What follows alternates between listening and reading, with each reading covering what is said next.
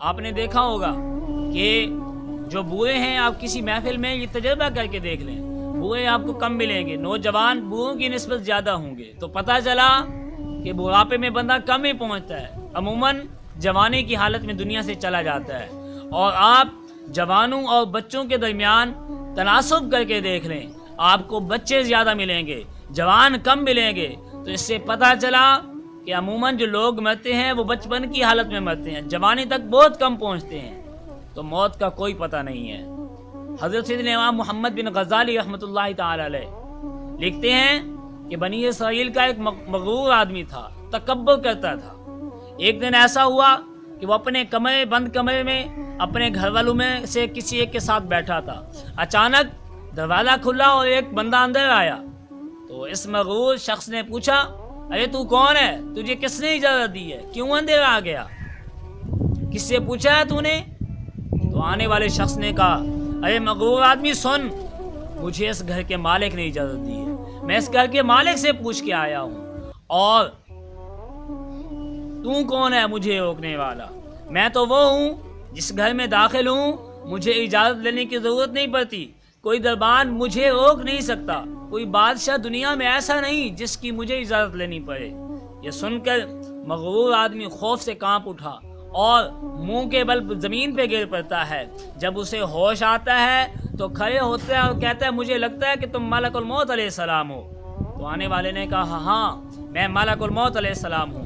تو اس مغرور آدمی نے، متکبر آدمی نے عرض کی، کیا اب مجھے مہلت مل سکتی ہے؟ کیا مجھے اب مہلت مل سکتی ہے کہ میں توبہ کر لوں اور نیکیوں کا عہد کر لوں؟ تو فرمایا، نہیں، تمہیں اب مہلت نہیں مل سکتی، بلکہ تمہارے سانس پورے ہو چکے ہیں۔ تو اب کہنے لگا، مجھے کہاں لے کے جاؤ گے؟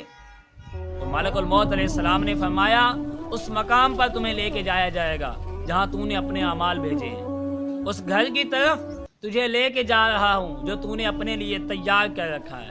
متکبر آدمی بولا، میں نے تو کوئی نیکی نہیں کی، میں نے تو کوئی گھر تیار کر کے نہیں رکھا۔ تو اب ملک الموت علیہ السلام نے جو جواب دیا، توجہ سے سنیے۔ فرمایا، اگر تو نے کوئی نیکی نہیں کی، تو نے اپنے لیے جنت میں کوئی گھر تیار نہیں کر رکھا، تو سن، تجھے دوزخ میں ڈالا جائے گا۔ حضرات محترم، آج ہم نے دنیا میں اپنے رہنے کے لیے بڑی آسائشیں جمع کر رکھی ہیں، بڑے سکون دہ بستر ہم نے جمع کر رکھے ہیں۔ اگر بجلی چلی جائے تو ہمارے پاس UPS کا بھی انتظام ہے، اگر وہ بھی ختم ہو جائے تو میرے پاس گاڑی کا بھی انتظام ہے جہاں میں AC میں بیٹھ سکتا ہوں، اگر وہاں بھی نہ بیٹھوں تو گیلری میں چل نکلتا ہوں۔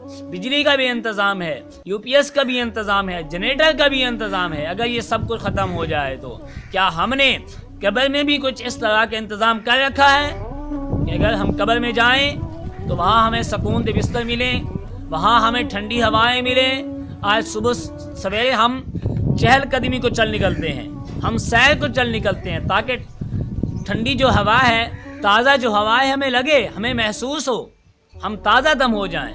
کیا ہم نے اپنی قبر میں بھی کچھ ایسا انتظام کر رکھا ہے؟ اگر نہیں تو جلدی کیجیے، موت کا کوئی پتہ نہیں، اپنی موت کی تیاری کر لیجیے۔